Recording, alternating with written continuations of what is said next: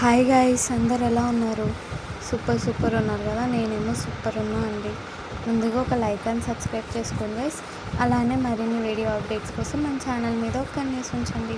అలానే మనం ఈ వీడియోలో చామంతి సీరియల్ లేటెస్ట్ ప్రోమో ఎక్స్ప్లెయిన్ చేసుకుందాం. రాణి మహారాణిని కనుక్కునే పోటీల్లో చివరి పోటీ వస్తుందన్నమాట. పంతులు గారు వచ్చి కూర్చొని శివునికి పూజ చేసి ఆ రాజమణిహారం శివుని మెల్లో వేసి ఉంటాడనమాట. అలా వేసిన తర్వాత చివరి పరీక్ష ఇలా చెప్తూ ఉంటాడు.